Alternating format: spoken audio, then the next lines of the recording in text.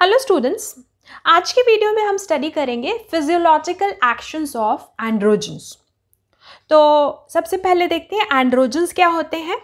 Androgens male sex hormones को कहते हैं।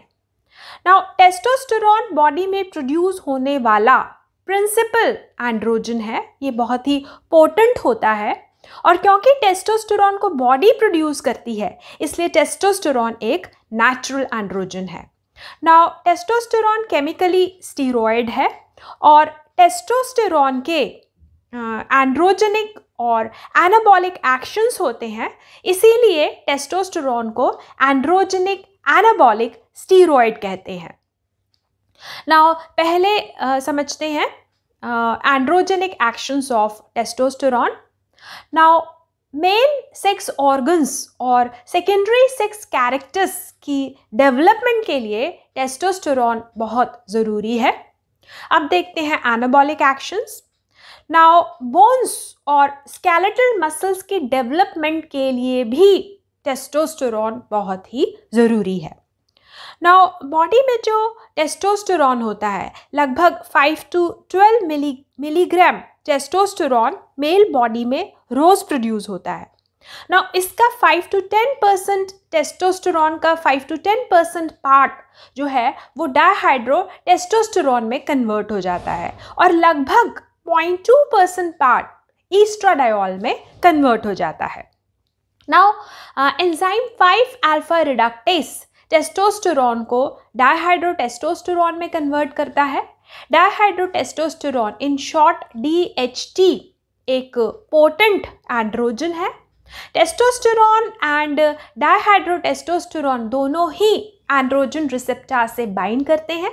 ये एंड्रोजन रिसेप्टर एगनिस्ट है।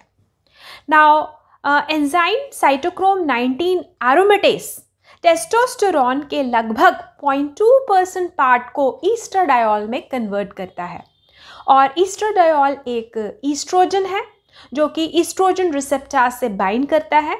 ये ईस्ट्रोजन रिसेप्टर एगनिस्ट है। तो अब समझते हैं physiological actions of testosterone, dihydrotestosterone and estradiol. पहले समझते हैं फिजियोलॉजिकल एक्शंस ऑफ टेस्टोस्टेरोन।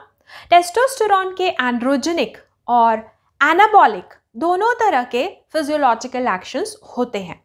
पहले समझते हैं androgenic actions. Now internal genitalia और सेकेंडरी सेक्स कैरेक्टर्स की डेवलपमेंट टेस्टोस्टेरोन से ही होती है। ड्यूरिंग गैस्टेशन यानी कि प्रेगनेंसी के दौरान मेल फीटस की Wolffian duct, epididymis, seminal vesicle और वास डेफरेंस में डिफ्रेंशिएट हो जाती है। नाउ लड़कों में लैरिंग्स यानी कि वॉइस बॉक्स की ग्रोथ और डीपनिंग ऑफ वॉइस यानी कि आवाज़ का भारी होना भी टेस्टोस्टेरोन से ही होता है और टेस्टोस्टेरोन से ही मेल्स में बिहेवियरल इफ़ेक्ट्स आते हैं जैसे कि increased physical activity, aggressiveness, then penile erection and activation of libido. Then spermatogenesis यानी कि स्पर्म्स का बनना और स्पर्म्स का मैच्योर होना भी टेस्टोस्टेरोन की सिक्रीशन पर ही डिपेंडेंट रहता है। अब समझते हैं anabolic functions of testosterone. Now testosterone से एपिफाइसियल बोन चौड़ाई और लंबाई में ग्रो करती हैं। तो बोन्स जो हैं वो चौड़ी हो जाती हैं और वो लंबी हो जाती हैं।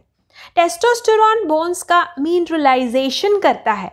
बोन्स में कैल्शियम फॉस्फेट डिपॉजिट होता है जिससे वो चौड़ी होती हैं और वो मजबूत हो जाती हैं।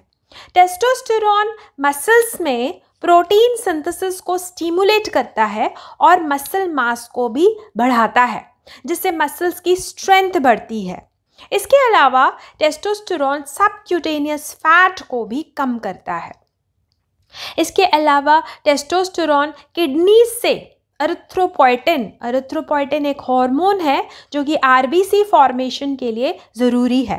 तो टेस्टोस्टेरोन किडनीज से एरिथ्रोपोइटिन की सिंथेसिस को बढ़ाता है और साथ ही साथ ये हीम की सिंथेसिस को भी बढ़ाता है, जिससे कि एरिथ्रोपोइसिस यानी कि आरबीसी बनने का प्रोसेस जो है वो स्टिमुलेट होता है।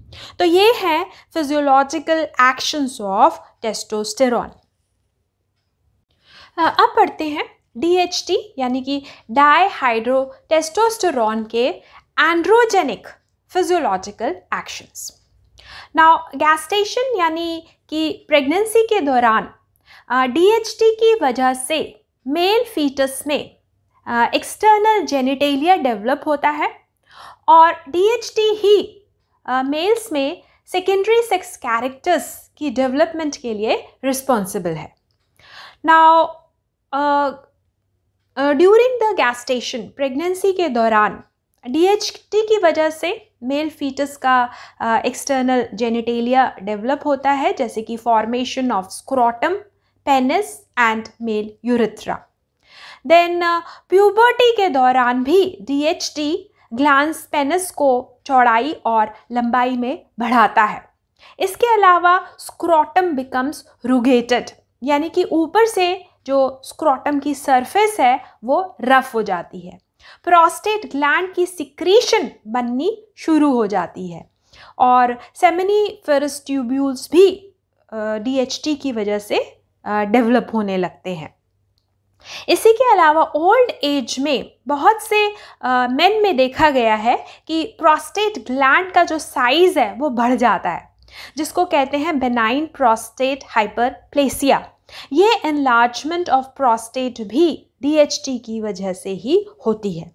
इसके अलावा DHT मेल बिहेवियर की वजह के लिए भी रिस्पॉन्सिबल है और DHT स्किन को कोर्स कर देता है, यानी कि जो स्किन है वो खुरदुरी हो जाती है और सीबम के प्रोडक्शन को बढ़ा देता है, जिससे जो स्किन है वो ऑयली हो जाती है। प्यूबर्टी के दौरान सेक्सुअल हेयर ग्रोथ भी DHT की वजह से ही होती है। इसके अलावा मेल पैटर्न बाल्डनेस, जो कि ज़्यादातर मेन में 40 ईयर्स की एज के बाद देखी जाती है, इसमें धीरे धीरे जो हेयरलाइन है वो रिसीड करती है। ये मेल पैटर्न बाल्डनेस भी DHT की वजह से ही होती है। तो ये है DHT के मेन फिजियोलॉजिकल फंक्शंस। अब समझते हैं ईस्ट्राडायोल के फिजियोलॉजिकल फंक्शंस। ईस्ट्राडायोल एक ईस्ट्रोजन है जो कि ईस्ट्रोजन रिसेप्टर्स से बाइंड होकर अपने फिजियोलॉजिकल एक्शंस प्रोड्यूस करता है। ना ईस्ट्राडायोल के एनाबॉलिक फंक्शंस होते हैं। ना बोन्स की डेवलपमेंट में ईस्ट्राडायोल का बहुत ही इम्पॉर्टेंट रोल है। ना आपको ये समझना होगा कि बॉयज़ एंड गर्ल्स में प्यूबर्टी के बाद ईस्ट्राडायोल एपिफाइजियल क्लोजर करता है, जिससे बोन्स का लंबा होना बंद हो जाता है। ना इसके अलावा ईस्ट्राडायोल का एक मेन रोल है मिनरलाइजेशन ऑफ बोन्स, यानी कि बोन्स में कैल्शियम फॉस्फेट डिपॉजिट होता है, जिससे कि बोन्स जो हैं वो चौड़ी होती हैं, उनकी मजबूती बढ़ती है और बोन्स की जो डेंसिटी है वो भी इंक्रीज होती है। इसके अलावा ब्रेन में भी बहुत ज़्यादा संख्या में ईस्ट्रोजन रिसेप्टर्स और एरोमेटेज एंजाइम होता है, जो ये बताता है कि ईस्ट्राडायोल ब्रेन को भी इफ़ेक्ट करता है। और ये देखा गया है कि मेल लिबिडो की एक्टिवेशन में ईस्ट्राडायोल का एक बहुत ही इम्पॉर्टेंट रोल है।